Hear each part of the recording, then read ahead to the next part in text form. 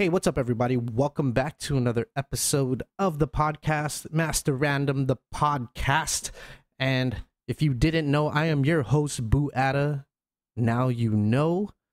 And I never do that for some reason. In all these episodes, I probably maybe have done it only one or two other times. Other than that, I rarely ever, never ever do it. So I just thought I'd throw it out this time. And it felt good.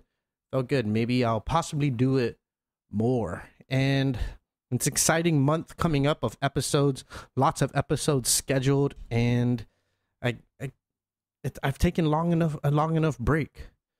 The break was good. I feel like I'm back.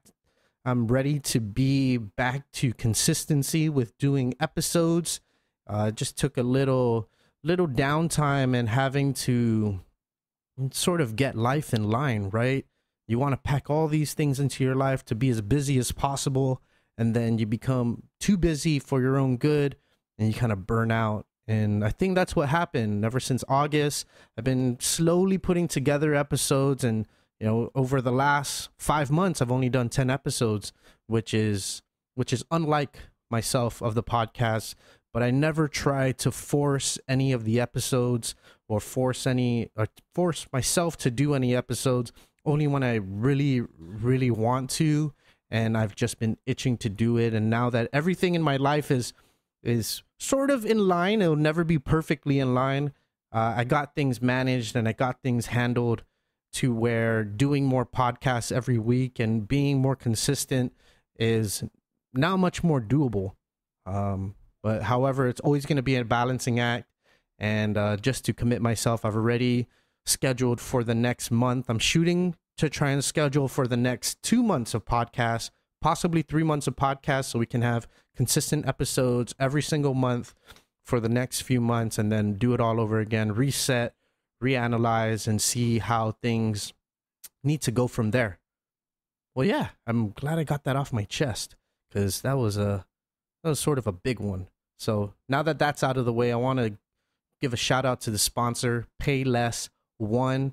They are your one-stop for organic and natural products and education. If you haven't, I almost said education because my next thought was to say, and if you've never been to the Edu-Kitchen, they give great education on how to eat, add more nutrition to your diet, and teach you how to cook stuff that maybe you've never cooked before. And they also have children's classes.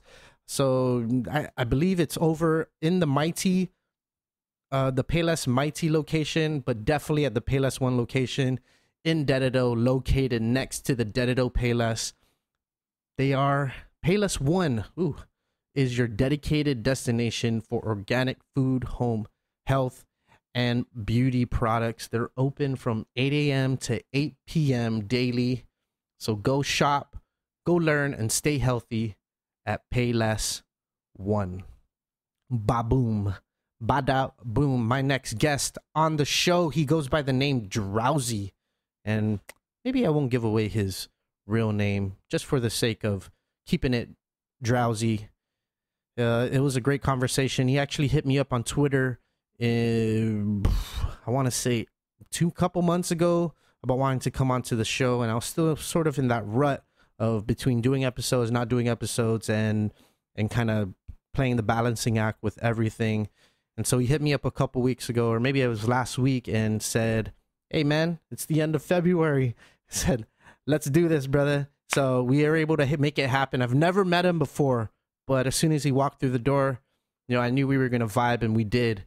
So I hope you enjoy this conversation with Drouz3y. He is a local rapper. He has a bunch of songs on his YouTube and Spotify. Go follow him on Instagram, Twitter, Tumblr. I believe he said all that stuff at Drouz3y, drouz3y. And go check him out and enjoy the conversation with Drouz3y on Master Random, the podcast. Here we go.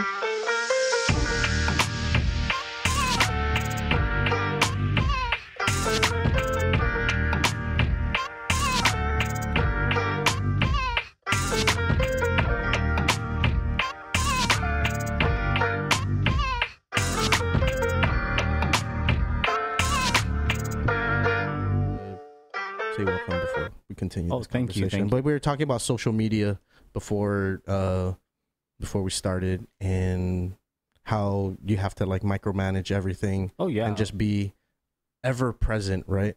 Yeah, and I feel like that's the only way nowadays to remain a present thought in your potential fans' heads.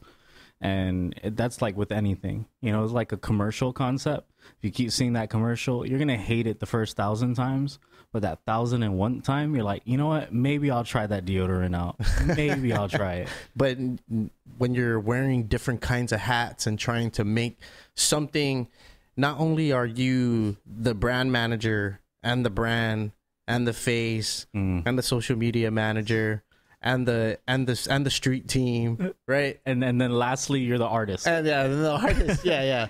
It almost becomes like, damn, am I gonna lose the love for this? Right? Is my love going away? Am I gonna get tired of this?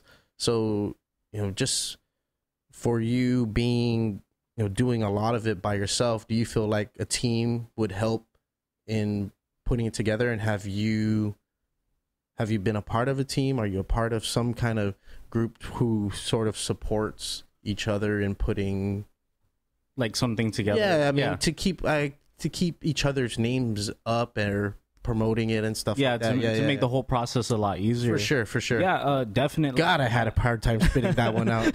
All I had to say was to make the process easier. Yeah. Yeah, okay. I feel like having a team definitely makes the process of being an artist nowadays a lot easier. In terms of people that I've worked with, I understood the concept of I can't do everything on my own. So I can't produce beats on my own. So I'll either buy beats or I work with other local producers that I know that can make good quality beats and be able to mix and master me down, things that I don't know how to do. Do you find that there are a lot of good local beat? Oh, definitely. There's a lot that are low key, that are not loud and proud, still in the closet, but they're so talented and they just need that push. Maybe from a rapper, a singer, for sure, or even just random people to just push them and go, hey, just break the mold, go and just do. Because the more you keep hoarding it to yourself, I mean, you're not allowing everyone else to enjoy what you can produce for, you know, the rest of society. And like with teams, I've worked with New Waves Guam. Their studio, the vice president is I Am Rajon. I don't know if you've heard of him. I think I have. Yeah. So him and his team, I work on tracks with them. I'm not signed to them, but you know, I'm affiliated with them, and they're like brothers to me. They've taught me a lot. I've taught them a lot. I feel like it's a give and take. How old are you, by the way? I'm 27. Okay. Yeah. All right. Okay. So have you been? Has hip hop or music just been a part of your life? Since a youngin', man. Since I caught that hip hop bug. I remember just riding in the car with my dad, and he would play, you know, Biggie, Tupac, and you name it. And it's the way he was like tapping the steering wheel. It was like a metronome that caught me. And since then, I feel like I've always just been a fan of the genre. And then it wasn't until recently where I was like, I think I can do this. You know, I really want to do this. Have you always been poetic? And poetry? I've wrote poetry. Just, you know, one of those closet poets. Right. Just kept it to myself, or like whoever I was dating, I wrote them a poem. That's about it. I never had the courage to go to like poetry slams. I would always just admire for what it is and what people can create. Right, and go home and then do your own shit. Yeah, I'd be like, no, I don't do that. I got like 4 walls that can listen to me. I'm fine. Yeah, sometimes that's all you need. Right? Exactly. Before you break through those walls, right? And start sharing your talent. I think it's almost like a fear of exposure or judgment. Right? I think especially on Guam, and you see other people doing it, and you kind of hear the things that are being said or whatever, and then it's like, fuck, why do I want to go be a part of that? Exactly. Right? I feel subconsciously when we feel it's socially acceptable, that's when we start loosening that guard of, okay, maybe it's a safe space, right? Because to do it. You roll up with your boys and they're like, yeah, man, he raps. He's like, no, I don't. What? We're gonna cipher now? Yeah. One more beer, please. Yeah. Nah, I don't do that, dude. Nah. Yeah, you're like an undercover agent all of a sudden. My name is not. That's not my name. Yeah. But and then as you do more and more, and people will be like, "Oh no, he's good," and like you said, social acceptance. When people start giving you props or say your shit's good, and they're like, "Okay, yeah." When you get more than like two people in your group, like saying, "Oh yeah, I vouch for him," then that's when you can be like very confident. But like when you only got that one drunk guy that gets drunk a little too early, that like he's like, "Hey, just go up there." Yeah. You mentioned recently, and is that like very recently in your 20s that you started producing music, or producing your own music at least? Yeah, so producing my own music, I probably started taking this seriously around 22, 23. Okay. You know, I've been doing like the freestyle things and rap battles. When did you start doing it, like inside your home, and then you sort of broke out to the rap battles, and then you started producing? So like inside my home, I would say I was writing songs and trying to develop some skill set, like probably around 15. Okay. Yeah, and then it gradually came from there. But the problem with me, it came with peaks and valleys. With, man, I really want to do this, and then I get really like depressed with the state of what hip hop is, or like what's going on. Hip hop in general, or hip hop here on Guam? I feel both. Okay. You know, there's some idols that I've looked up to that passed away, where I'm just like, oh man, you know, like let me just reflect on that and just be a listener for now. And then there's times where it's like, you know, taking losses, or, you know, rap wise, or something just didn't hit the same mark, and you feel discouraged. I feel those discouraged moments are the points of self-reflection. If this is something that you really want to do, and I feel like I've gone through that multiple times. And the most recent was probably in 2016. I took like a 2-year break, and then when I came back in 2018, it was like, nah. In New York, there was a rapper there by the name of Jeff Turner, and he told the crowd, right? He said, but at that moment, you felt like he was talking to you. Yeah, I felt like he was talking to me. And the funny part about it is, when I met him outside, he reiterated it to like me on a one-on-one basis. I was like, oh, I know you were talking to me at that point. And his thing was, most of you are going to go home not winners. And you're going to have one of two choices. You're either going to let that loss catapult you into being something greater, or you're going to let it weigh you down. Which are you going to choose? Right. Because at the end of the day, success is not necessarily being a platinum selling recording artist. Success can be just having a weekly gig every night of the year. You know, you determine what your success is. Right. And he just kind of popped that brain bubble for me, where I was just stuck in this, let me hunker down, and if I'm not the greatest, then, you know, I'm shit. Yeah. And I retreated back home, and I was like, okay, let's buckle down. Let's take this serious.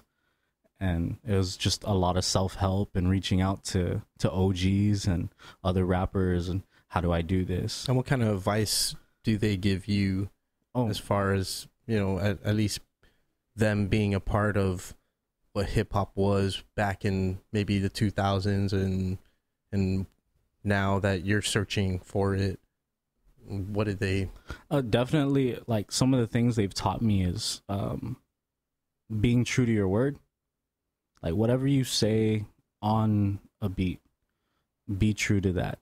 You know, start talking about stuff you don't have, and stuff you don't do. Then you're gonna start hundreds of bitches, hundreds and hundreds of them, and I only got 99. I lied, my bad. You know what I mean?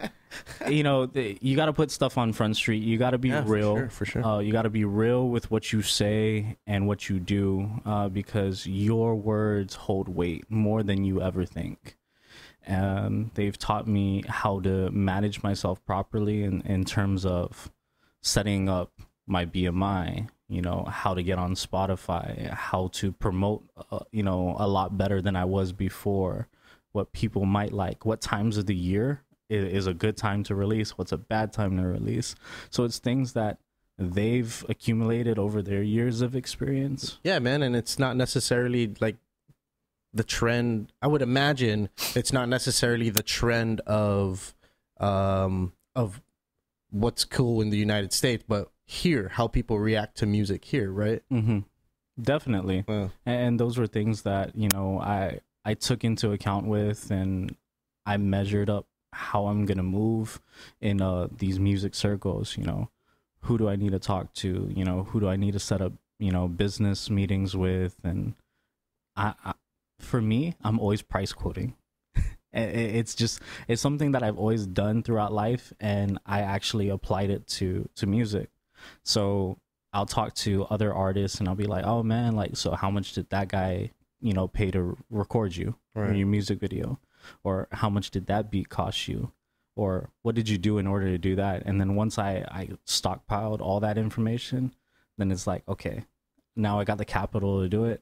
I'm going to execute on doing that. Smart. So it's just taking my observations of what people do. You're doing your R&D. Yeah, exactly. And it would help if I had a team, but tying it back over there, right? Yeah, I mean, you got to wear all the hats again. I got to do it. Yeah.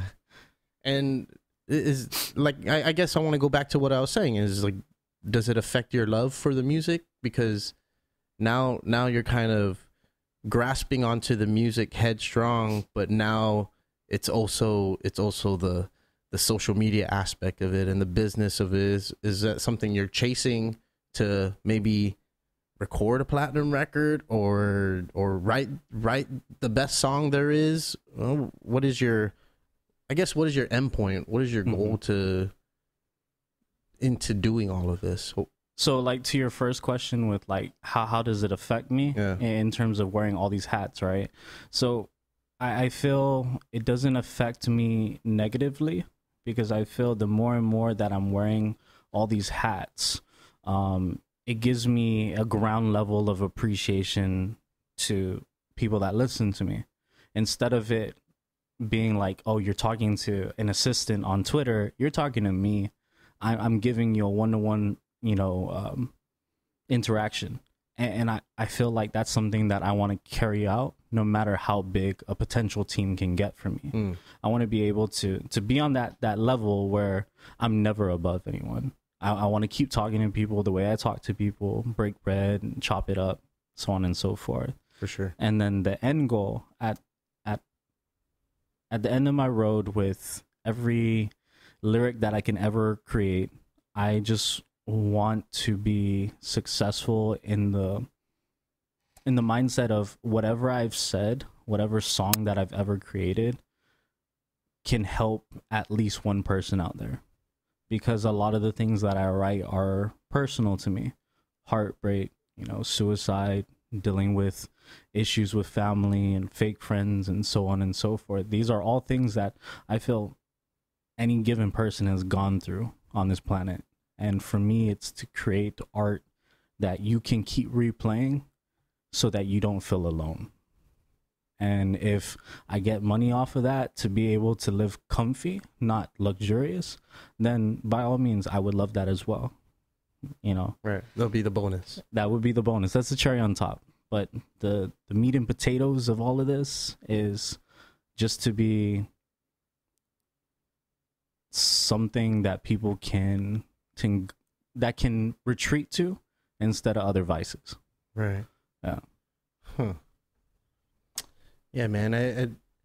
I've always found I've done writing myself. Man, many years ago. Gosh, I was still in college. I haven't written since I stopped playing music 5 years ago. Slowly getting back into playing music. That's great too. And I never found the writing process to be singular. Mm-hmm.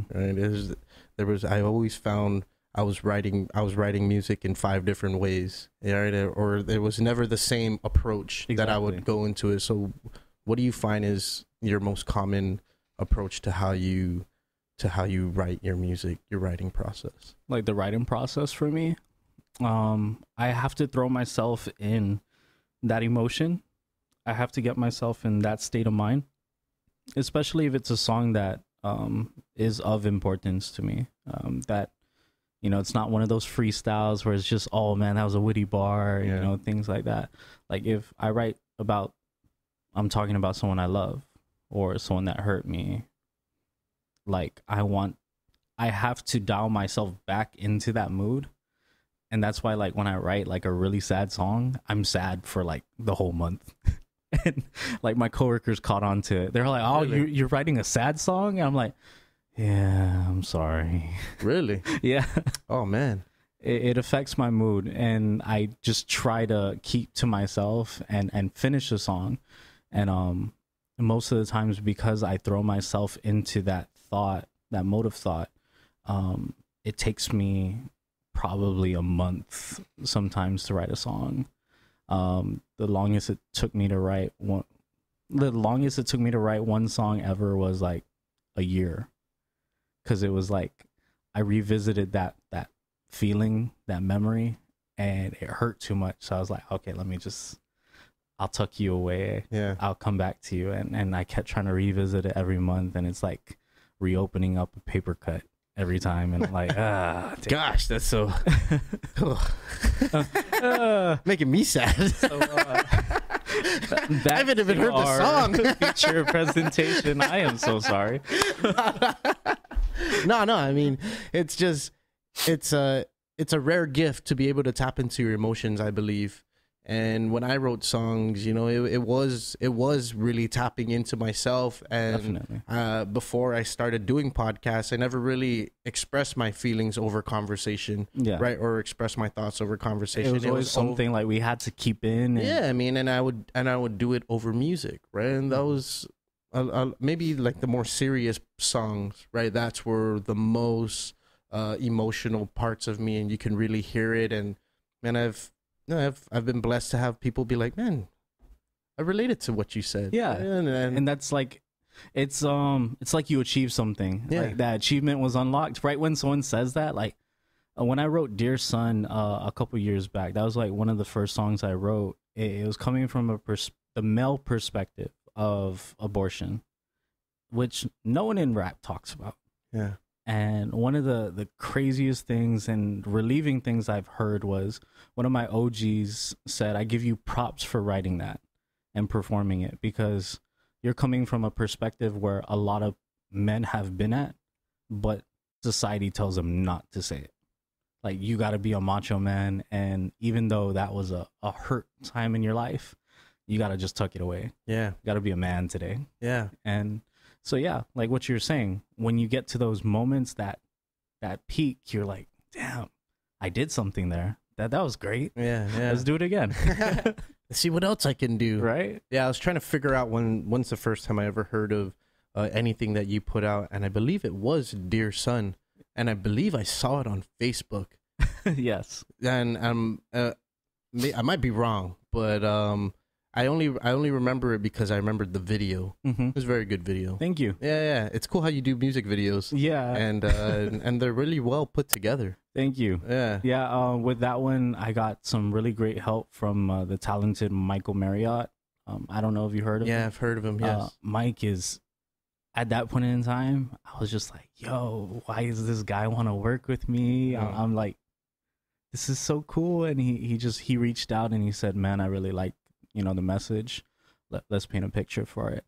And then we ended up recruiting Paige Bossart, the female that was with us. Yeah. And I was like, damn, she's like super talented too. And it's just crazy how everything worked. I didn't think that I'd ever meet talented people like that in my life. Right. As easy as I did. Let alone in Guam, right? In Guam. Right. Yeah. I mean, that's what we've been led to believe. Yeah, but there's just growing up is that you turn every street. You got to go to the States to find talent, but dude, it's literally sometimes your neighbor. Exactly. And with that, I loved every you know, step of the process of creating a music video with him, and especially for a song that deep. Right. Yeah. Yeah, that was cool. That's cool. What was that, 2013? That was like 2012, 2013. Yeah. So wait, you said you only started doing music when you were 24. That was only 4 years ago. That's 26. Or you're like, in terms of like taking it seriously. Where it's like okay. You know, a constant thing for me. Right. Like Dear Son was like, that was out of, man, I just need to put this into, you know, some medium. Yeah. I have to get it out. And that wasn't like, I wasn't even trying to showcase that to anyone at first. It was like one of those SoundCloud songs, and it was gonna stay there, and it started gaining traction. And then Joanne from KUAM in the mix, Joan. Yeah. She reached out to me, and then she's like, yeah, we heard that you did a music video for this too, like, you want to put it on KUAM? And I'm like, oh. So I just rolled with it, and from there it was, I feel at that point in time, other than Dear Son, I treated rap more of like a hobby. I was like, okay, I can rap with the rest of the, you know, the kids, right? And join them. It wasn't more of like the creative process. You kind of know your value at this point. Yeah, and it took many trips off island to like rap competitions where it was like, okay, now I see in like visibly where I stand. I have some sort of validation from people that value this genre as much as I do. Right. What does it take to get into these rap competitions? Is this something that you seek out, or are there invitation only ones? Yeah. So the one that I joined was Team Backpack. Okay. And I've heard of it. Who have I heard of Team Backpack? So the ones that made it was who are we thinking? Jed, Meta. I think Jed is the one that brought up. Jed brought it up. Yeah. So but I think, is Ahmed a part of Ahmed Sakdev? Ahmed is that and I feel like I've heard him say Team Backpack. Ahmed, he's the one that owns Stroll. Yes, I think he is a part of it. Yeah. Not rapper, but I think he's like a producer. One of the founders. God, I'm sorry, Ahmed, if you ever hear this. Ahmed, I don't think we've met, but hey. Yeah, I'm pretty sure it was Ahmed that I've heard him say that, but for sure Jed. Okay, go ahead. Yeah. Anyways. Anyways, Team Backpack, the people that have gone out and done this already, names are, well, me, Jed, Metaforce, Jarvis Uggan, Casanova on the mic. So yeah, 5 of us, we made it to Team Backpack in 2016. And essentially the way it started off was a cypher audition. So they put out 5-6 beats, you pick one of them, and you rap 16 bars over it. Okay. And are these bars written? These bars are written. Okay. Yeah. For some reason, I can never tell between a cypher, a flow, and just a straight up song. I don't know. Yeah, right. It's like, are they writing it, or is okay? So all yeah, a lot of the times it's all pre-written. And so what they wanted to do was they wanted you to record yourself live, rapping those bars to a camera. Then you put it on YouTube, tag them, and send it to their website. Mm-hmm. And what happens from there is that serves as a online audition entry. And in 2016, there was like 1,000+ people that, joined the competition online. So in 2016, they ended up sending out 600 invitations. So amongst all 5 of us from Guam, we went out there as a team, or is this invitations? Invitations, but we so happened to stay at the Airbnbs together. Okay. I mean, so individually, yeah. Guamis stick together, right, it was all about competition. Yeah. So we went up, and they had different dates. Basically, the way it's gonna work is it'll go from top 600 after you get your live audition entry or your live audition invitation. It'll go from 600 then to top 12. and then from top 12 to top 3. So it was just like boom, boom, boom, boom. It was like worse than the World Series. Yeah, it was like sayonara, people. Where the hell did everyone go? I know you paid $2,000 to get here, but it was crowded yesterday. Yeah, and today is just dead. There's only 12 people on the stage. We're rapping to like a self-help group. But yeah, I went up, I did my live audition, and the thing that sucked was I choked, and it's just for the life. I remembered getting ready to get on stage. I was rehearsing. You rabbited, huh? Yeah, I did pretty hard. Yeah. Okay. And the thing is I thought they were gonna like Apollo shoo me off the stage. That's what I was like, with the song, the freaking dude. Yeah, like I thought it was gonna. Oh man, I thought it was gonna turn out bad. Did but people boo? No. Okay. Were they more freaked out? Like, oh shit, this guy Actually, it was more loving. Like, really, you heard random people in the crowd. Like, you're looking at 600 other people, right? So all you hear is like, yeah, talk your shit, man. You got this. You got this. And I'm like, I don't even know you guys, but this feels amazing. What part did you mess up on? Is it the starting? So like I got 4 bars in and then I choked.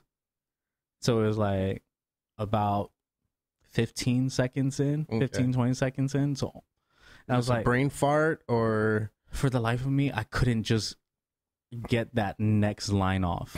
For some reason, it just kept sounding off to me. Off the beat? Yeah, and then I calculated that the nerves like of being in front of a big crowd like that too. I was like, I'm focused more on them rather than what I need to do. Right. And one of like my favorite YouTube rappers was in front of me too, and the crazy part about it is every line he was feeling it. Like all 4 bars, he's like, yeah, and he's like, he has a stank face, like he's really into it. And then every time I choked, he would slap the railing. He was like, like I wanted you to finish it. And I was like, this is crazy because I'm doing the same thing at my home when I watch you on YouTube. Like, you're freaking amazing. But we enjoyed the rest of New York for what it was after that. And I took like a long break. I took about 2 years. And then I ended up coming back in 2018. I got invited again, but instead of 600 people getting invited, they only invited 64 people out of 1,000+ online entries.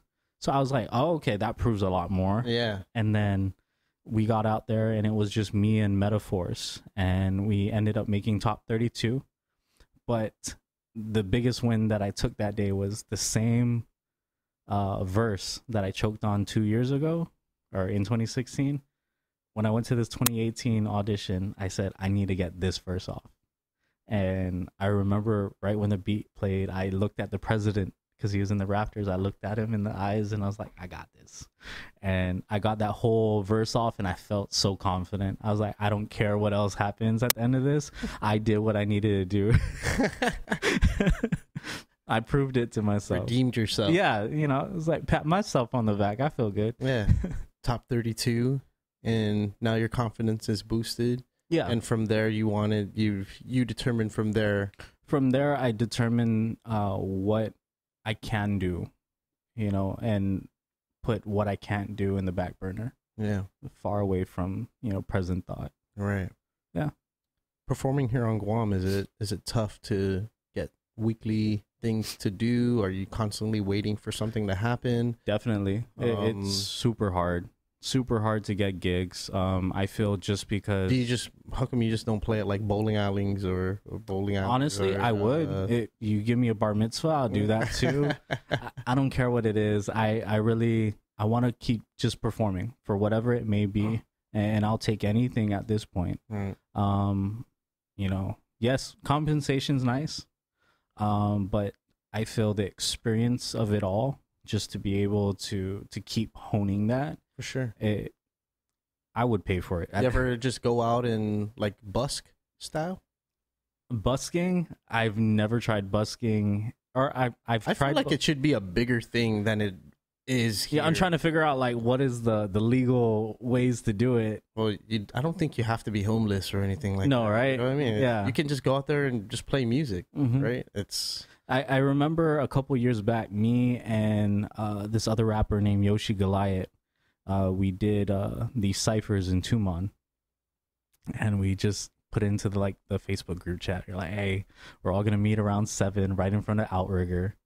And so like that little slab where like everyone can sit on, we just had like a little Bluetooth speaker, and everyone was just rapping around in a circle. And it wasn't about like on microphones or just just out loud. And you got to put that shit on microphones. Oh man, dude, you go to any place, any place that supports people playing music in the streets or whatever. Yeah, bro, they all got amplifiers. They're amplifying their shit because I want to be heard. Exactly. Right, and I feel like it's more organic if you just put in the time and to want to be heard. And maybe when foot traffic late at night is the most, fucking go out there, turn on your boom box, with connected to the microphone, and just fucking and then lay it out, right? Yeah. And dude, people will stop, and at least that's what stops me every time. But man, everybody's only interested in going out here and no, honestly, going home, going out, going home, going out, going home. The same routine.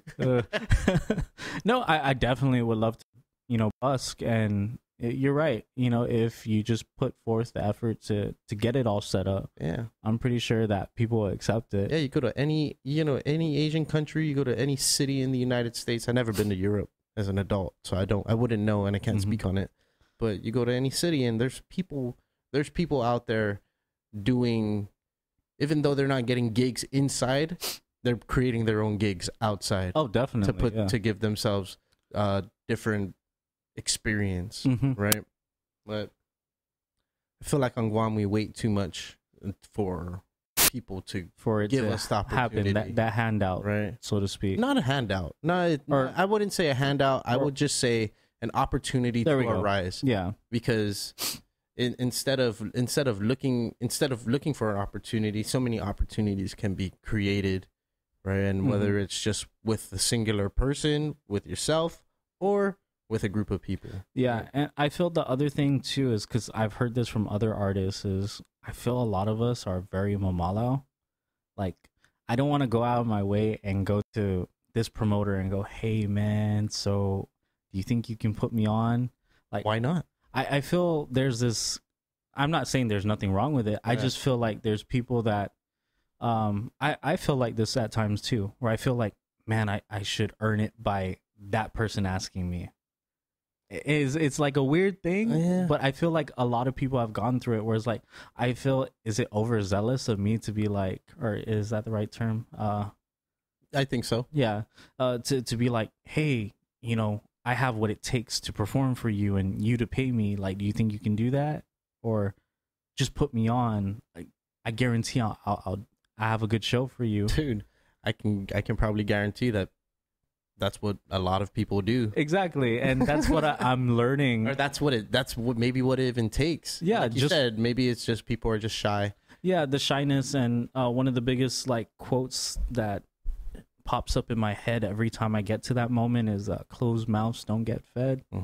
So I live by that now. My dad always told me and always tells me the worst they can say is no. Right? Exactly. So why not ask? Right? Because if you're not asking, then you won't know if it's a no. Exactly. Because they can be having a great day that day, and you didn't know they were having a great day, and they'd be like, "How are you gonna know that?" You know what? Yes, exactly. Right. Just got to do it. Yeah, man, and that's I guess that's what I would like to see more of. Maybe because it's hot outside, no one wants to perform, do outside gigs. Yeah, but maybe it's something that'll help push local music even more, right? Yeah, when you see it more apparent, then I feel like it's gonna get accepted more and more, because it's just like, okay, wow, that establishment is giving that guy a chance. Yeah, and that's what ultimately I feel like this local scene of hip hop, should be able to move towards, to where opportunities are not available to just set people, but it's okay. We got a plethora of all these rappers. I want to get that person and that person, give that person an opportunity. I want you to have a roster at the end of the day where each part of the year you can pick different rappers or different singers, so on and so forth. it inspires people, especially here on an island, to the point where you're like, okay, it doesn't matter where I'm at in the world, I can do it. Yeah. Agreed. Yeah. Agreed. You ever look to Asia to putting out your music too? Asia, that's definitely a place where I want to travel to and do more and more shows out there personally. Yeah. Instead of trying to shuffle it digitally, I really want to get with the grassroots there and see what I can do to where I'm not only just speaking English, but I can probably do something bilingual. Are you bilingual? I know Japanese a little bit, but not enough to make a full song. The keyword is yet. Duolingo. Yeah. Working it out there. You gotta Rosetta Stone it. Me, my mind isn't built for multiple languages. I can barely speak the English language on a normal day, let alone say words really fast. Maybe sometimes I talk fast. I don't know how we do it. Yeah, I don't have the brain capacity to hold two different languages. I've tried to learn other languages. And what languages have you tried to? I've tried learning Japanese. I've tried learning Spanish. I've tried learning Chamorro. And that's about it. And it just doesn't work out. It's not sticking. Yeah, you know. All right. But I feel like to have that skill is a very valuable thing. Oh yeah, to have, especially if maybe you can speak the same language as a working class, right? And now they can't talk shit about you, right?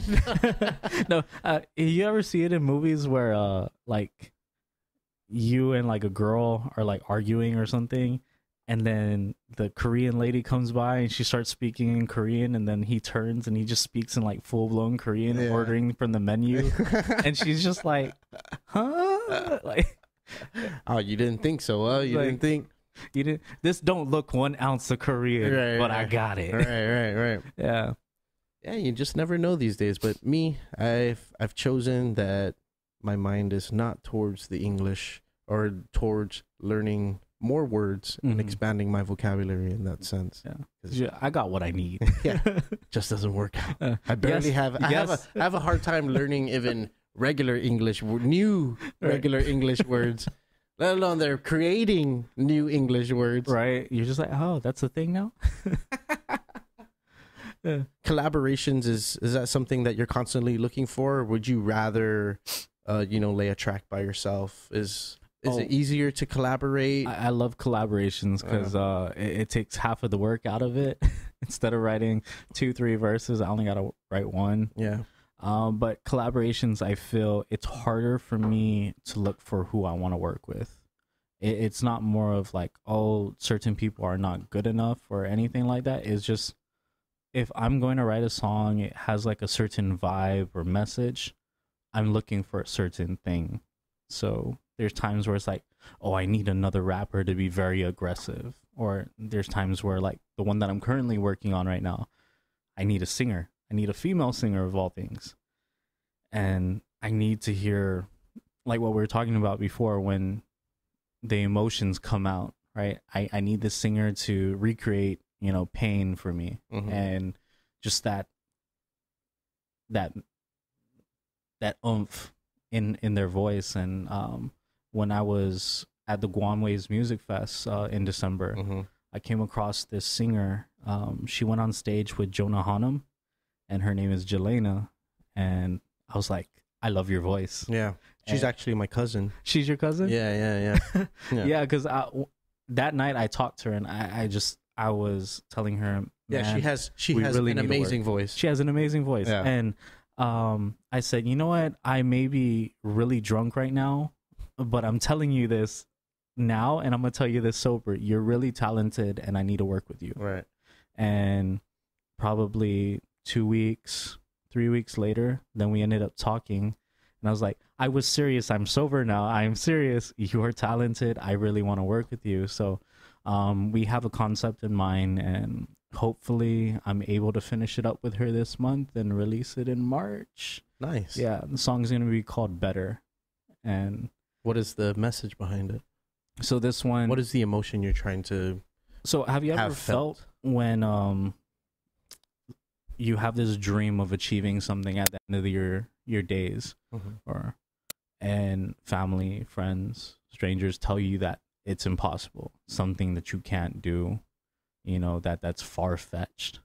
So better is more of that feeling inside of you becoming better than what they hold you accountable for, that you're not going to, all these things that they keep labeling you as, you're going to go beyond that. You're going to be better at the end of the day, regardless of what anyone says. It's a big F you to the naysayers, so to speak. Not giving a fuck. Yeah, I'm going to do me, because I firmly believe that this is something I'm destined to do.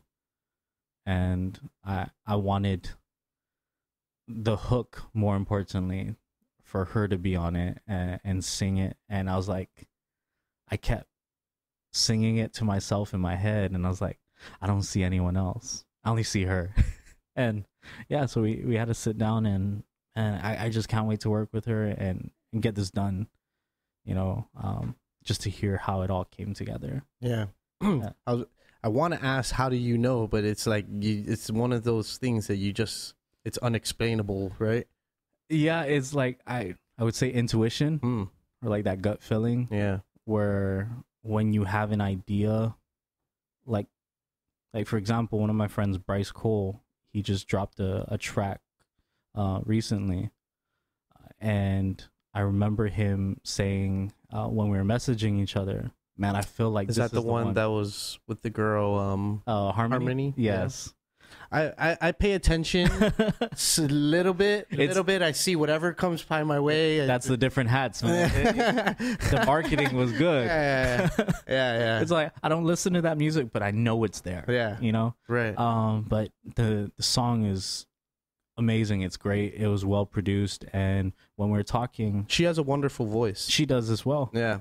And that's why I was like, oh man, you guys setting the bar really high, man. I was like, back to the drawing room.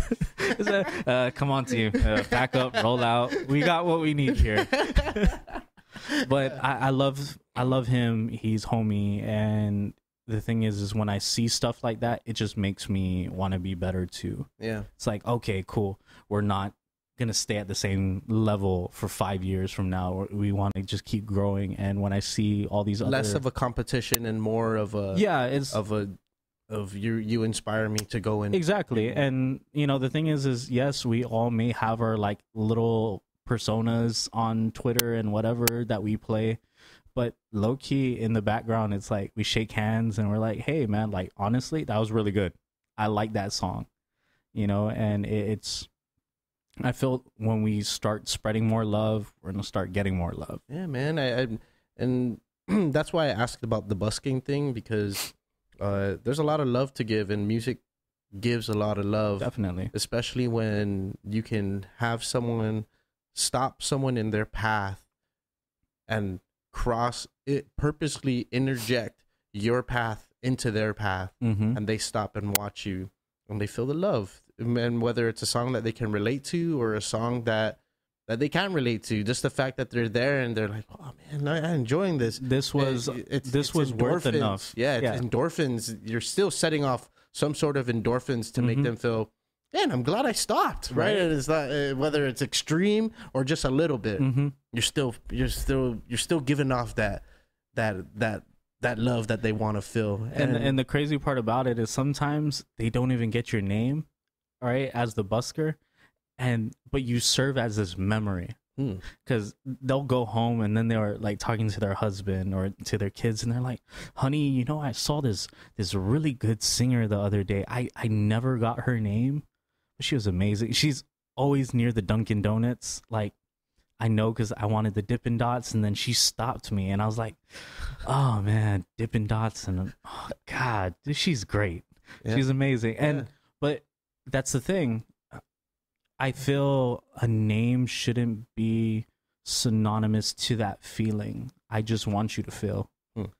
So at the end of the day, yes, the admiration and getting to a certain level of, you know, financial comfortability with what you love. Yeah, for music to be the money maker. Exactly. Well, for me, I've always told everyone that I work with, I just want to get to a point where this project funds that project, and it never ends the funding for the next one. That's very smart. That's very smart of you, because that's it helps you not lose the drive to keep on doing it. If you have to focus on, fuck, I need to make this money though so I can pay for this. Mm-hmm. And if I don't get this gig, and then it just ruins everything. Yeah, it ruins the whole start, feeling of you what start losing all the purpose of why you're doing exactly. Yeah, so that's the reason why I feel when I say, you know, I came back stronger in terms of, you know, knowing what I need to do now. I came back with the mindset. I was sitting back observing, how should I move? How should I feel? You know, what is worth investing in? What's not at this point in time? You know, and these are the kind of things that now I'm trying to move and be better at. Yeah. Same with my podcast, man. It's, you know, I don't expect it to make me $1 million. As long as I keep enjoying doing it, I'll keep doing it. Mm-hmm. And if it does come to that point, it's like, oh, here's $1 million. Right. Like, okay. Hey. Well, then I'll quit my job then. Call me Dave Chappelle. I won't turn it down. So it's, and I think that's where sort of we are here with, at least with the arts here on Guam, right? Nothing is really lucrative to where not really you can quit your 9 to 5. You still got to keep the 9 to 5, and there's nothing wrong with having the 9 to 5, just as long as you're willing to put in the hours required of you after the 9 to 5. Exactly. And I feel, and man, I'll take the same like quote from Gary Vee. It's the amount of sleep that you're willing to lose in order to dish towards what you love. Yeah. So, I was on a Gary Vee binge for like a year. Yeah. I was like, I've had enough. I've had enough. He said so many great things that I still repeat to myself every day. Yeah, and I feel I was on the same thing. I'm still on the same binge of like just listening. I'm not taking it like as Bible, as like what you say is law, but I'm taking everything that anyone has said with a grain of salt.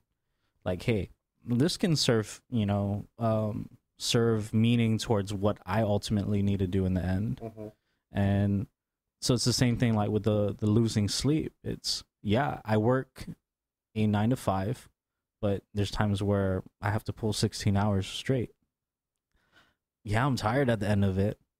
Maybe I can work off of 2-3 hours of sleep, and then I'll dish, you know, whatever's remaining towards working on music. Yeah. Or maybe I should just take a break today. See, like all these different things, they directly affect how far you're going to go and what your longevity is in art, in or anything that you're actually passionate about. Yeah.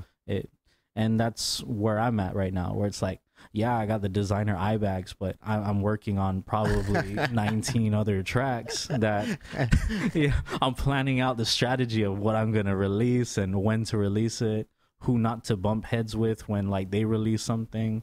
Yeah. And it's like, is that something people keep in mind? I keep in mind when Eminem's going to release something. I just steer clear. I'm just like, nah, I'm good. You got it today. Lord and Savior. You're good. You're good. You do no wrong. Terrific album. His newest album. Yeah. I loved it. I feel like he's revived himself. Multiple times. Multiple times. Yeah. You're like, oh, he's alive? Wow. Yeah.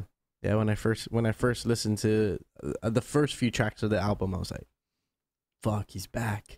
Right? And it's like, you never lost a step, man. You would think. And that's the funny thing about... There was a few rough albums that he put out, you know? It's like, I don't know about that. Recovery. I think to the general public, Recovery was like a rough album, but I feel it was essential for him. And I think every artist is going to go through that. You're going to have that one weird, wonky like album or EP, and everyone's going to hate on it. But to you, you're like, nah, that was the shit. Yeah. I said what I needed to say. Yeah. And if it went public and didn't get accepted, it is what it is. Yeah. Do you worry about that when you're creating your music, whether people are going to listen to it or not, or whether it's... Oh, definitely, man. Yeah. I dread it not hitting. Really? Because if I put it like on this pedestal of, man, this is the one. This is it. This is gonna be great. Like, not to make me famous or anything. It's like, for me, this is the one where people are gonna want to replay it over and over again. And when I don't see the direct return and response, and okay, this is what we really want to hear. Are you looking for that organic response? I'm looking for an organic response. Okay. I mean, no marketing? No. I mean, no sponsored posts on Instagram? I tried doing the sponsored posts on Instagram, but even at that, it's not a reliable reach. I feel it gets to eyeballs, but sometimes it's not the eyeballs that want to look at you. Yeah. Yeah, and I'm still trying, like with the hats, right? I'm still trying to learn what's the right way to do it. Mm-hmm. And because I don't want to be spamming. I want, if I... It's like, shit, this guy thinks he's showing up on my... Yeah. Keeps showing up on my feed. Yeah. Go away. I had one homeboy, and we're really close, and he goes, man, you know what? I'm getting sick and tired of seeing your face.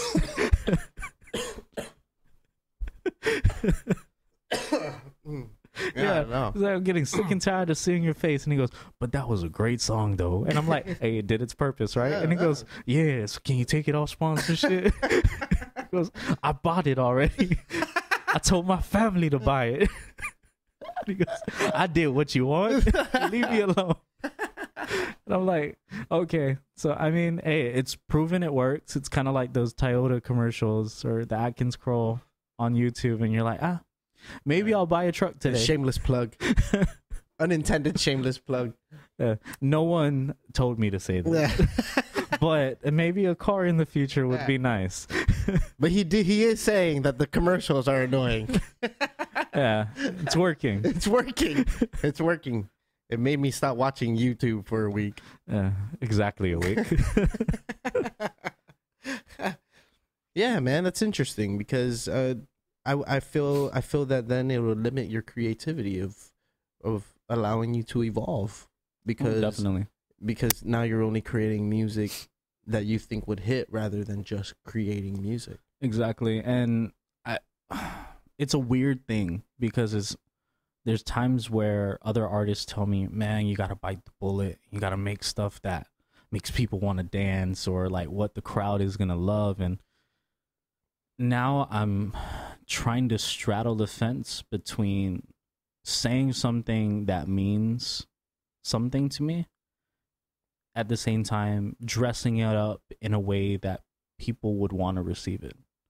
And I haven't found the right formula yet, but if you listen to all the tracks throughout this year, you're going to notice like I'm changing so many different things in terms of experimenting with what may work. Like this track with Jelena is going to be the first time I've like worked with a female on a collab, like a singer, more importantly. Mm-hmm.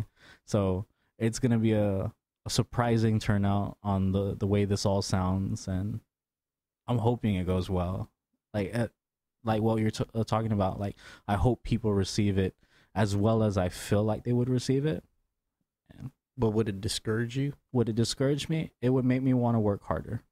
If the public doesn't receive it the way I feel like it should be received, I wouldn't take it out on them like, oh, like you guys don't know yet. You know what I mean? Like it's not anything like that. It's like, okay, cool. They haven't heard shit.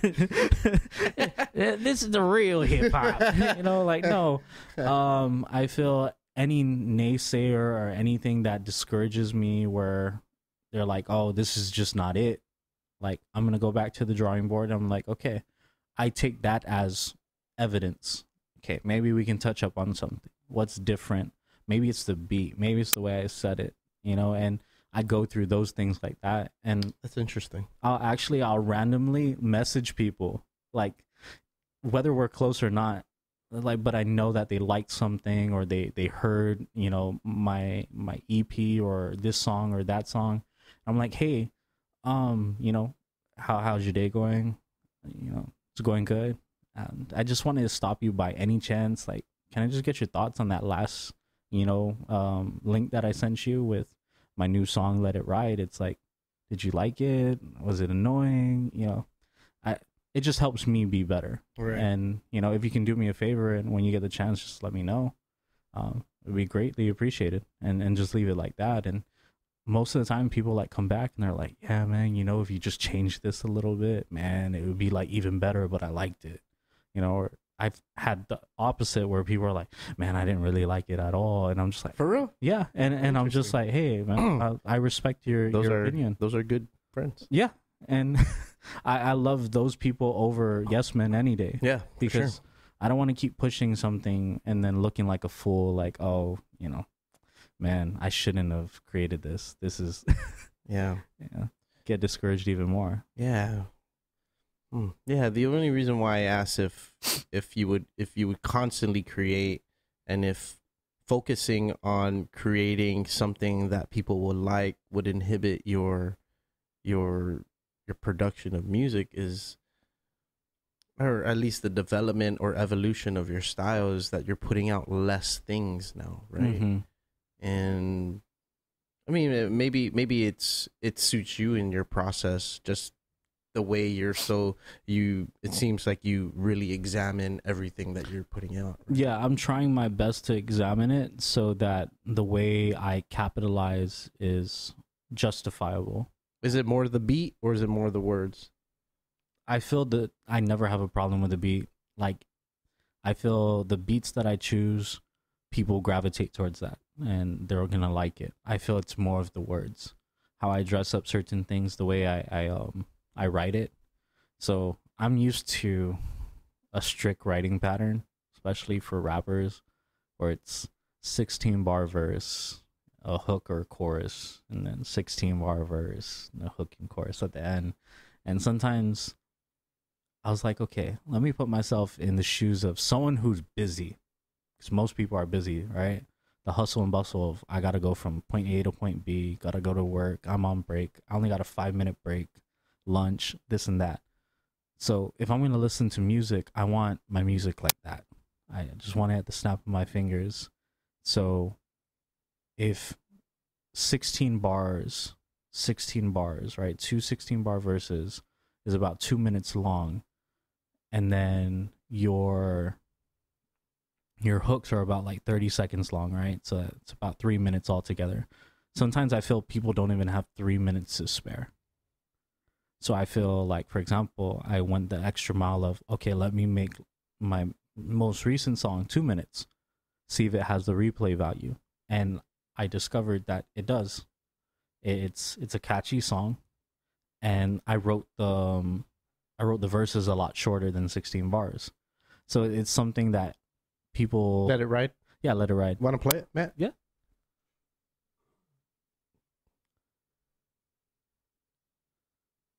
The first one.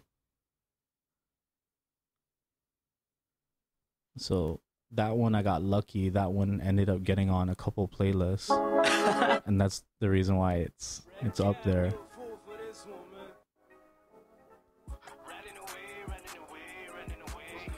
I was listening to this earlier. Yeah. Well, speaking about getting people's opinions, like, what did you think about it? No, I thought it was real good. I mean, me, I'm a bad like person to ask to put critique on, especially hip hop music. Mm-hmm. You know, I mean, it's not anything like to examine too much. It's like just as an average. No, I dig it. It's clean. It's super clean. Yeah. I really like your style, though. You know, I mean, just the way you do rap. Well, there was one song. Oh my gosh. It has like a Lupe Fiasco feel. Lupe. Oh my gosh. Before we go, let me think of it. But it's cool. Go ahead and explain what this like how you the way I structured it now. Right. So in this song, the reason why it's a lot shorter is instead of 16 bars for the verses, I ended up writing a 8-bar verse. Yeah. A pretty catchy like hook that's just gonna repeat. Yeah. Go ahead and turn it up just a little bit, man. And then this verse right here, the second verse was like 12 bars, and then I sent it out from there, and I was like, oh damn, that came out to like 2 minutes. And I'm like, I kept listening to myself, and before this even got released on Spotify and all other platforms, I just would plop it into like my friends, like, you know, aux cord. I'm like, hey man, can you listen to this? And they're like, can you play it again? Yeah. Can you play it again? And the more and more I kept hearing, can you play it again? I was like, okay, I feel good about this. And that was that feeling. Okay, let's push this. And I'm glad that I was able to work with like Nuga. Right. Yeah, I got RJ. to work. Yeah, RJ, he helped me mix and master Let It Ride, and also Used to Love Her. And it's been great working with him because I think it's Used to Love Her, the one that the one where you're in Tuman. Yeah. Yes. Go ahead and play that one. And it, because me and my friends were listening to it earlier today. Yeah. And I was like, dude, why does this remind me of a certain style? He's like, dude, kick push, bro. Kick push. Kick push. Couples. Yeah, right. Yeah. So it just had that. It's not like the same, but it just had that feeling. It gave you that feeling. Yeah. Oh, yeah, dude, this is a fucking it's just a chill song, right? Yeah, and that's my 24/7 vibe. Like every time, if anyone was to explain how I am, it's just relaxed. I'm half either blown or just really happy that day. Yeah, what happened to it? Oh, there it is. This is the internet. The dang internet. Darn it. Yeah. But yeah, I mean, I feel like with the whole Lupe, you know, comparison, I feel like subliminally, like when we listen to artists more and more, when we hear certain beats, then it's like I subconsciously emulate that person. Yeah. And at the end of the video, I was like, oh shit, Nuga. How come I didn't realize this was an RJ? Right? Yeah. And yeah, he's amazing. He played the live show that we did. So we did a live episode with an audience. Yeah, he told me about that. And then he played his, you know, he performed and had like silent disco headphones and shit like that. That was a crazy event. I saw all the pictures. I was like, man, this looks cool, man. Yeah. It was a cool concept to put together. A headache, but it was. But you guys got it done. We did. It felt good, right, Matt? After it was done, you proved that it can happen, right? Yeah. So that was crazy, man. And then with RJ, he's been, the thing that's really cool about him is he doesn't let you stop on a take that is horrible. Like some producers, let's just get them recorded. I'll mix and master this down. Don't matter how he did it, if it was good or bad. Like he would ask me questions along the way. He's like, did that sound right for you? Because it didn't sound right for me. It's like that one part or that one ad lib, it just didn't sound right. It didn't quite hit. And sometimes a yo or a what, like he'll just mark that out. We'll go one more time. One more. And he has gotten like some of the best takes, you know, out of me in terms of the last 2 projects I've worked with him with. And I enjoy working with him, and he's a great mind to pick off of, especially with music in general, like the producing aspect. Like, dude's a wizard. Yeah. So, learning less. How did you run into him? You've always known him. So RJ, he is good friends, and he also works with a homie of mine, Jake Harazo. Okay. Everyone knows him as Pablo. No. Okay. Me. So, he is like one of my good friends, and one day he was just like, "Oh, so, we got this EP that we're working on, and RJ, he really, or not RJ, he goes, I'm gonna introduce you to RJ, and we're gonna all work together." And I was like, "Oh, I've never heard of this guy." He goes, "Yeah, like let's go to the studio." So we went to the studio, and we sat there, and instantly I'm like vibing off with this guy. I'm like, man, I love the way his mind is. Yeah, RJ's such a cool dude. Yeah, and it's crazy because I told this to many people in like my circles, it's funny how like the best producers I've ever met in my life, they're all named RJ. Just like, that is crazy cool how that works. And yeah, so I've been working with him. They introduced me to him like probably late last year, and we worked on half of an EP that they're working on, which should be released soon. I don't know if I can talk about it just yet, but yeah, some top secret stuff that I'm a part of. Yeah, man, the amount of music that's coming out on Guam in the last 5 years is insane. It's crazy. Yeah, it's insane. How many songs have dropped just this year alone? Right? How many people just are the just beginning dropping of the singles? year? Yeah. Right. God damn, another song? Yeah. And I think just like maybe a couple days ago, somebody just dropped a song, right? And it's like, this is cool. Yeah, this is real cool. And I'm loving the way it's all coming together, because yes, there is ripples here and there in terms of egos bumping against each other, but ultimately I feel this era of musicians are making more and more material, and it's worthwhile material. And it's not only the bands, because maybe 5 years ago it was only bands that were putting out albums and singles and stuff. Now it's a little bit of everybody under the umbrella. Exactly. And that's the kind of creative mindset that I feel all of us can agree that that's what we want to push. I don't care how old you are, whether you're young, you're old, you're male, you're female, whatever you do on your own time. Yeah. Just contribute to the community, make the best that you can, and make sure that every time that you are going to make a new song, it's better than the last. Just keep growing. Yeah. And I feel if that's not, the other individuals in the community's mindset, that's mine, that I would vouch for, that I want nothing but growth for each individual that pursues music, especially here on Guam. We're out here in the middle of the Pacific, and it's more about surprising the rest of the world that, hey, we got a fighting chance too, and or we sit on that world stage too. Exactly. So like, recognize that there's some really talented people that are coming off of this rock. We don't have the resources yet, but no, we do. We don't have the $1 million studios. Well, I feel like some people aren't blessed. You don't really need $1 million studios to get the connections to be able to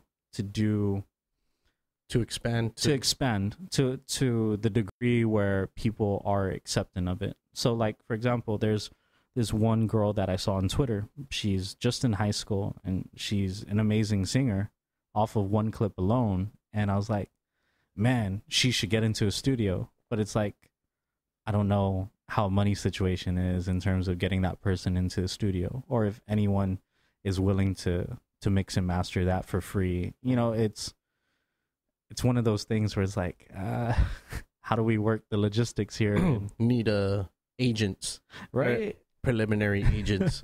I'll do this much for you. I'll get you in the studio. Yeah, and for me, I feel we need to be more open-minded at breeding the next, that's a weird word to use, but the next generation after us, like I'm sure all the material that everyone is putting out is already breeding, quote unquote breeding, the next generation of people, or musicians, or hip hop artists, or rappers, right? I mean, just as much as the OGs you mentioned, kind of bred you, right? Yeah, I did the same thing.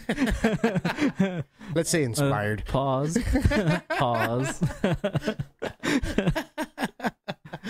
No, but I know exactly where you're coming from. Yeah. You said it. I'm just. I thank you for that. We're gonna just keep going with this. I'm not gonna make them feel alone. I got you.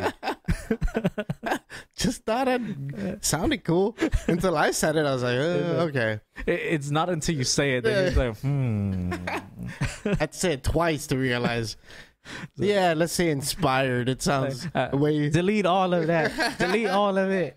Go back. Mark that down. Mark that one down. But yeah, man. How long have we been going here, Matt? We usually try to hit for like an hour. Okay, yeah, I'm fine, man. And for an hour and 11 minutes. Whew, man, went by quick. Yeah, dude. I believe the state of music here on Guam is in a healthy place. Mm-hmm. And like you said, you see like beefs going on, and whether they're real or not, it might be healthy for growing the music, right? And whether bands are coordinating with each other or not, or musicians are collaborating, or rappers or hip hop artists are collaborating with each other or not. Mm-hmm. The things that are happening now is really healthy. And when you look at it, I mean, we had just mentioned that the amount of music that's been put out in the last couple of weeks, few weeks, it's like it's bananas. It is, right? And I'm excited to see what the end of 2020 looks like for music that is produced out of here. What do you see the end of 2020 looking like for your music? For my music, I feel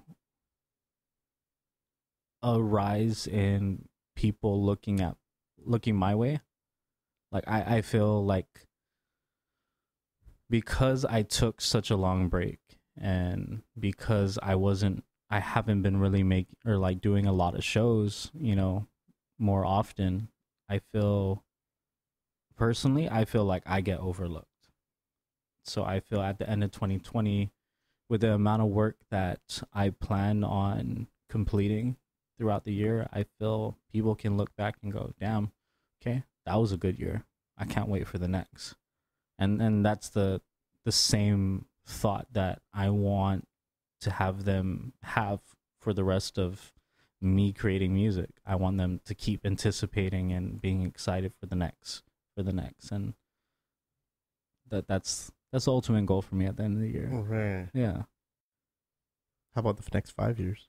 Next 5 years, I want to achieve several things, actually. Anything outside of music, personally?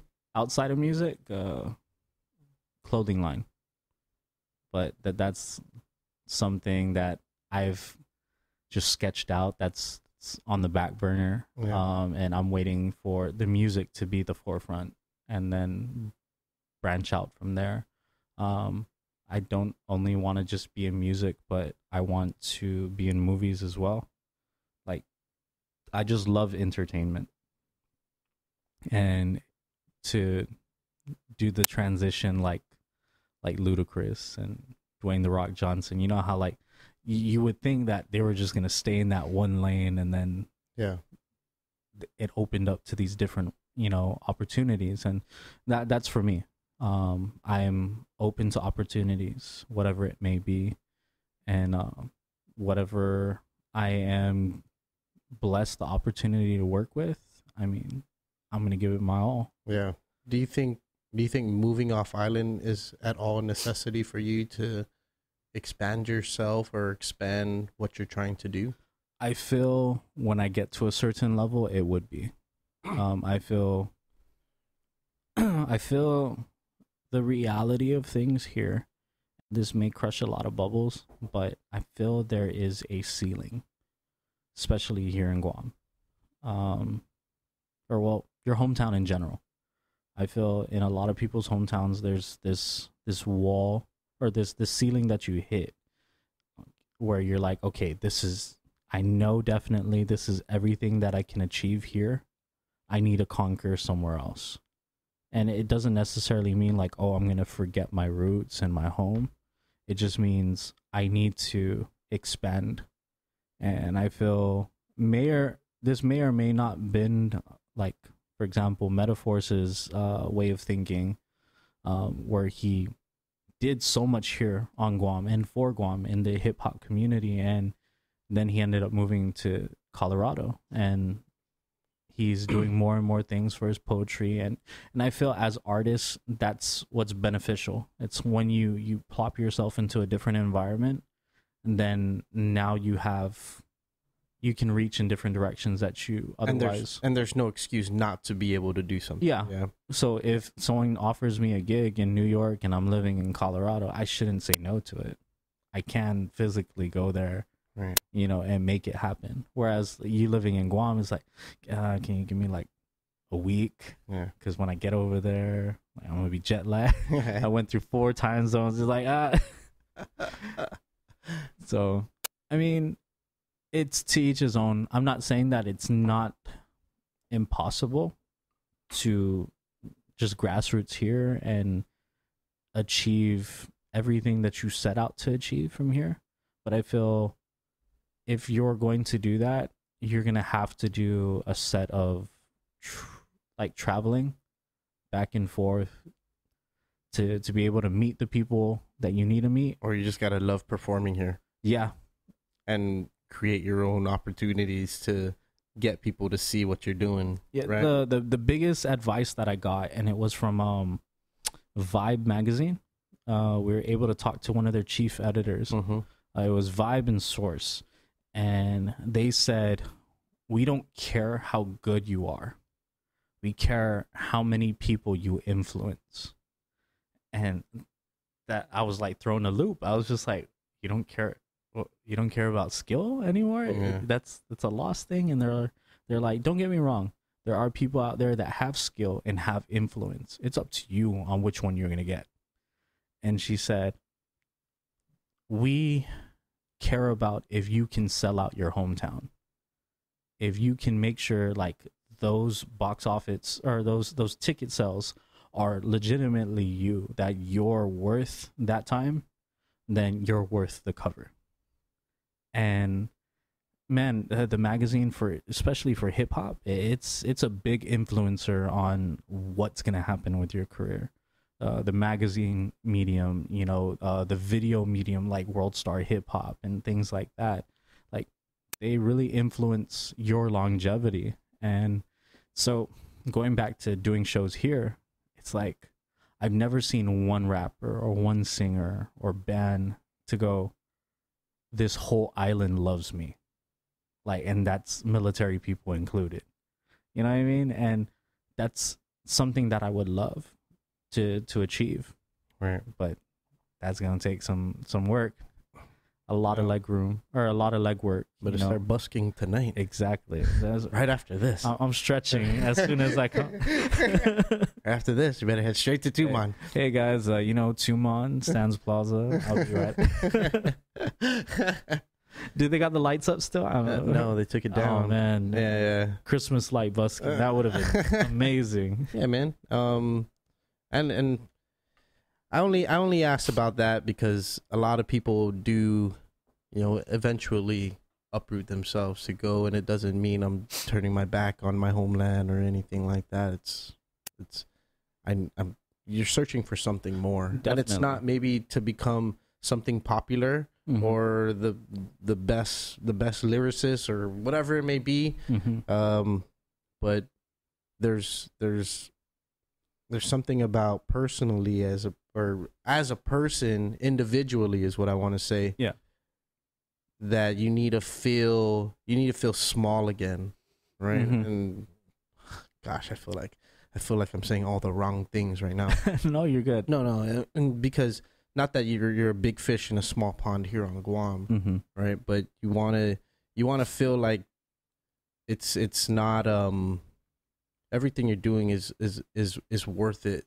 So you want to feel that smallness again, so that you can feel, spit this out, baby. You got this. Yeah, spit this out. Talk your shit. Yeah. People just want to people want to move out there because individually it'll help them grow as a person, whether it's professionally or just as an individual. You always come back as a different person when you leave this place. Definitely. And I feel those trips, like you're saying, going out there and God, I'm glad I got that out. Yeah, going out there and soul searching for what it is that you need to make this work for you. By all means, you're not turning your back on anything. You know, the thing is you're, like you said, you're doing it for you. and I feel it's beneficial beneficial for you as an artist. For when you come back, it's okay. Now I know what to do. How can I contribute it back to my home? Yeah, and I don't think it only sticks with just artists. I think it's also anyone who has a career who wants to expand, who wants to expand and see what's out there. Like, if I can do this here, I wonder what's out there. Right. And you'll never know unless you try. And I always try to convince people to at least move out to the States 1-2 years and come back.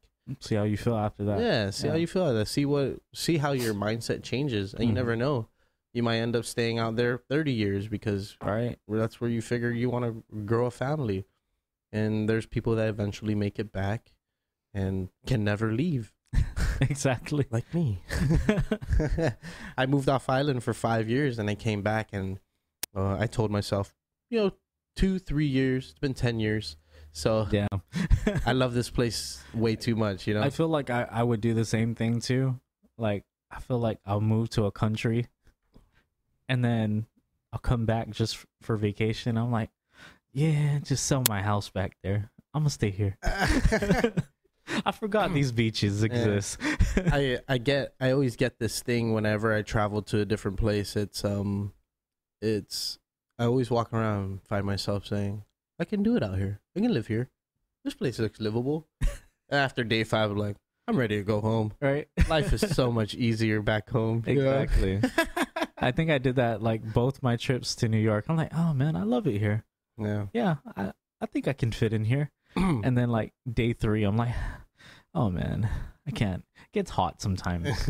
Like hotter than usual. Yeah, I do know someone, a friend of mine, who said, I don't want to move back yet. I want things to be a little hard for me. I want to go through the hustle and bustle that living in a city requires of me. Yeah. And if I come back home, it's just going to be too easy. Yeah. He goes, I already know how to do this. Yeah. Fresh off the plane, got like 4 jobs. Oh, what? Yeah. No party hookup. But you prove to yourself that, hey man, I can survive anywhere. Exactly. And I'm coming home because I want to come home. Yeah. That's why I respect people who do uproot their lives and take it out there. And it's not that they lose respect for the place they call home. I think the pride goes up even more. Oh, when definitely. You leave and you've been gone forever. Yeah. Right. But it's this thing that Joe Danzy, I don't know if you ever heard of Joe Danzy. I've heard of him. Yeah. Yeah. So he brought up something to me about, when he started putting out music, they're like, no, that's not Guam culture, this and that. And he goes, what people don't understand is that that's the Guam culture I know, right? Because that's what my grandfather taught me, or his grandmother. It's what his relative, who's his Chamorro side, taught him, and that's the last time they were on Guam, right? And that's what I respect of people who decide to live off island, is that their culture understanding comes to sort of a standstill, but their respect for it never really changes, because their culture here on Guam is changing faster than we can grab a hold of it. Exactly. Yeah. And I think it really helps that the fact that people are putting out media, putting out videos, music videos, songs, podcasts. When I first started podcasts, there's only me, and now there's a ton of podcasts, which is beautiful, because now we're documenting and grabbing hold and giving people who aren't experiencing the changing culture here, they can experience it. Exactly. And it's great to see, how that's flourishing. Yeah. And it's just cool. I feel like there's still a disconnect in several ways between Guamanians who live on Guam, or who live in the States, and then people who live on Guam, but there's still because of the internet, there's still a connection. Yeah, there's a bridge to be able to communicate, but I feel the translation is lost along the way in terms of it can. Yeah, like, oh man, like these are our customs. Like if you're born and raised here on the island, there's certain things that are just unspoken rules you don't do or you do, you know. Right. Like you amen everyone when you go to any function. I feel there's times where if you're a stateside Guamanian, some of those things get lost along the way. So when you come back, it's like are you too good? Yeah. Don't worry, he's from the States. You go, amen, Uncle Tsu, he's looking at you weird. Yeah. Yeah, for sure. Yeah, things like that. So I feel it's great that we have that that bridgeway to be able to communicate and still pass back and forth, you know, more and more the generations to come, like our traditions, our foundations. Yeah.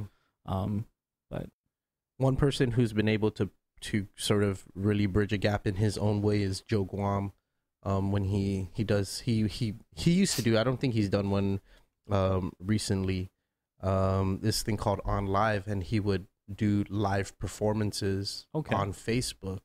I think I've seen a couple of those, yeah. And for people who want to get back in touch with music, you know, like with the music that they listen to, and you know, it'd be like listening from Spokane, Washington, listening from Tuscaloosa, Alabama, blah blah blah, right? And it was mind blowing to me. I was like, bro, you realize what you're doing? Yeah. It's you've created live gigs that people can just watch you for free on their time, and you're keeping them connected to home, and I don't think it's just one bridge we have to gap. It's like all these many different kinds of bridges, exactly, right? And there'll never be a true connection, but thank God for technology that we have something. Yeah. So it's great that he's doing that, you know. And I've also seen some of his like little advice corners too that he does on his IGTV. Yeah. And I'm just like, okay, I want to get to a certain point where I can have the validity to do stuff like that as well. I feel like I haven't experienced enough to keep putting out something like that where, hey, take my advice. I feel I want to achieve more before I start doing stuff like that. But I really want to give back to the ones that are wanting to pursue hip hop. I've had middle schoolers that message me, and it's like, hey man, I really like, you know, your raps, man. You're really cool. Can you teach me how to do this? Hell yeah. Like, how do you do that? And that's awesome. You know, I give them the same kind of love that my OGs gave me, where it was the first advice I'll ever give you in doing music is just do. Stop worrying about how it's going to sound, you know, where to put it at. Just do it, post it up, and let everyone soak it in. And from there, you gauge how you're going to grow, you know, because I can give you a blueprint, but it doesn't necessarily mean that it's the blueprint for you. It's a blueprint that worked for me, that makes me get to where I'm at right now. But I will help you as much as I can get you to your journey, to design your blueprint. And I'm open to give any sort of criticism, any kind of help, my opinion, and it's for the benefit of seeing others thrive and seeing them grow as well, especially in a genre that I love and I admire. Yeah. One of my favorite videos on the internet right now to date that gives me chills every time I watch it is Lil Nas performing at the elementary school, and he's performing Old Town Road. Yeah. And kids going buck wild. Buck wild. I wish we could show it. That was like what? Can't, that was like then we can't put the video. It was a whole cafeteria, right? Yeah, dude. There's kids going buck wild, and they were singing at the top of their lungs, and I was like, this guy did it. This guy broke. This guy did something. He figured out some formula, and kids, and it's working. Fucking love him. And it's cool, and it's one of my favorite videos. And those are like some of the things that, especially like as artists, we want to try to recreate, that same kind of feeling. Especially if you can put it into the heart of a child to feel that way, you can put it in the heart of anyone. Yeah. Because children are the purest shit you can get, dude. Right? Little kids are like. Sorry, I didn't mean to say it like that. That's the purest shit. Yeah, it's the pure heart and pure mind. Yeah. Thank you for watching Disney Channel. There you go. But I feel like kids, like you said, it's the purest thing to obtain because, they're so judgmental. Like they don't get like there's no mercy. It's like I don't like this. And it's like no, it doesn't sound good. Nope. Ow! Play Baby Shark again. I don't want to. Yeah, so like, okay, let's go back to the drawing board. And I do that at times too, where it's like I have like little cousins, little nieces. I'm just like, can you listen to this? And they're like, it's all right. Like giraffes. Cool. And I'm just like, you're forever going to be a giraffe. Yeah. Is this final? This ain't the final version, is it? Yeah. And when you got them little kids that can like articulate very well, they're like, this didn't quite hit the mark. Yeah. Nope. Yeah, go back to the studio. I'll see you in a month. You're making me drowsy. Exactly. That's the first pun that caught me off guard. Every other person that used the drowsy pun, like I always caught it. It's usually like a Pokemon one, or it always starts with like I'm getting tired. Like, I'm like, I already know what's coming. I was like, I thought I'd wait to the very, very end. I was like, to throw out a pun. Yeah, man. Maddie, where we at? All right, dude. Let's start closing this out. Yeah, sure, man. Thank you first of all for coming on problem. The show, hitting me up. And I know you hit me up in the beginning of the year, and I was like, can we wait till till later on? Yeah, can we wait till February? Because I'm still taking a break. I don't know. Honestly, I don't know how long this break is going, but I'm just doing the podcasts as they come, and I feel like this is always very refreshing for me to do. So thank you. First of all, thank you, bro, for hitting me up to even just want to do the podcast and just sharing your thoughts and stuff. I'm always appreciative of it, and my appreciation for it. I want to give you the floor to put out anything you want. Oh yeah, sure. However, how people can follow you, where they can follow you at, where they can listen to your music, how they can find you, dude. Put everything out. I got you. All right. Future projects. Which camera? That's not working, right? They're all working. But just go ahead and say it. Okay, cool. Hi guys. If you've gotten this far, thank you. My name is Drowsy again. It's spelled drouz3y. You can follow me on Twitter, Instagram, YouTube, Facebook, TikTok, and Spotify at that drouz3y. TikTok, that new, huh? Yeah, trying, a little bit here and there. You got to do the dance. Yeah. So yeah, I have a brand new song that just came out in January. It's called Let It Ride. If you get the chance, you can purchase it on iTunes or Amazon for 99 cents. This is just less than a King car. You got this. Or you can stream it absolutely for free on Spotify, Tidal, and all other platforms. That would be greatly appreciated. And once you're done listening to it, just hit me up. Slide in my DMs, tell me what you think, and help me grow so that I can make the best music that I can possibly make for you guys.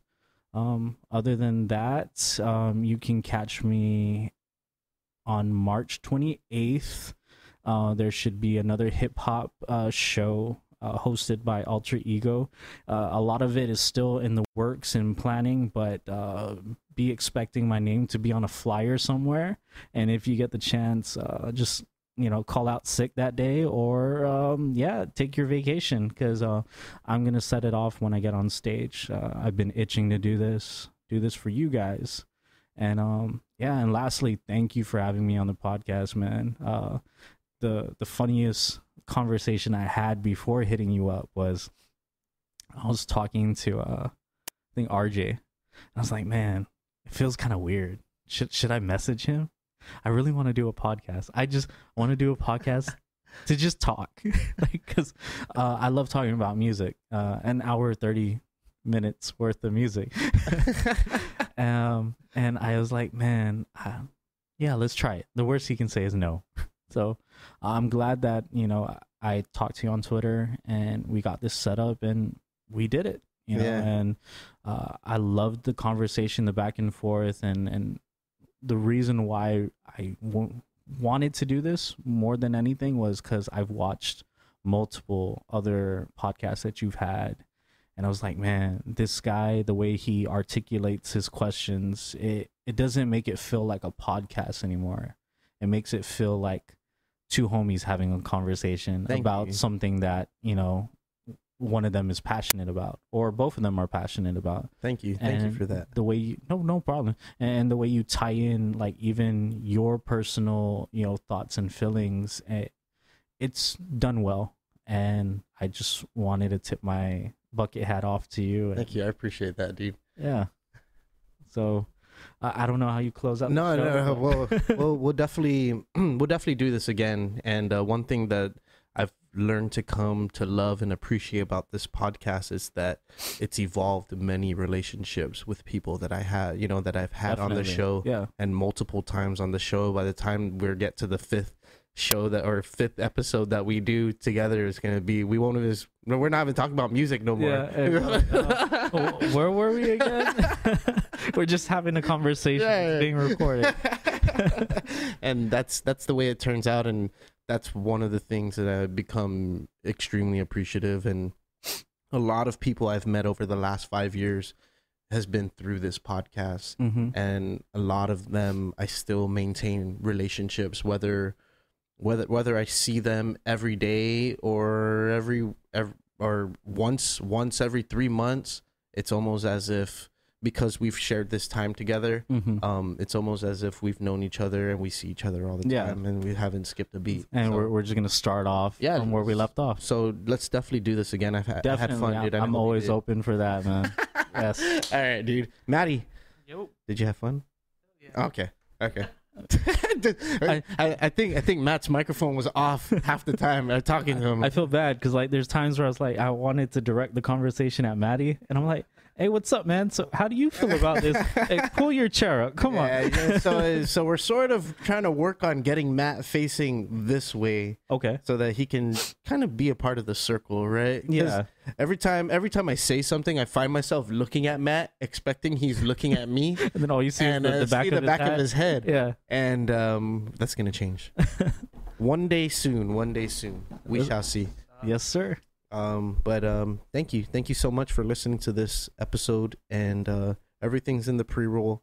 And gosh, I almost forget how to end these podcasts. There's no real way to end it.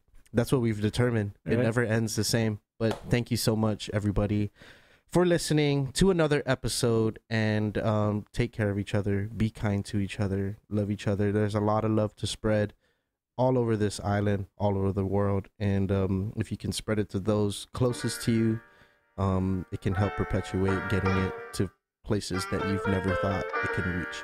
So keep doing what you're doing, and until next time, peace out. Hey guys, thanks so much for listening to this episode of the podcast with Drouz3y. Go and stream all his music, available on all music platforms, wherever you can listen to it. Just go listen to it. His music's good. His style is so smooth.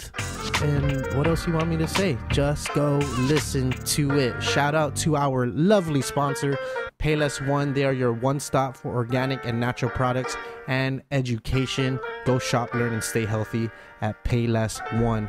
Support us on Patreon. I know we haven't been doing stuff. Things have been slow, extremely slow, but still trying to work it through, doing episodes.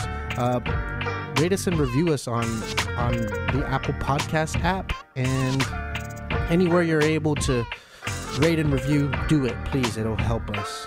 And last and not least, be kind to each other. See ya.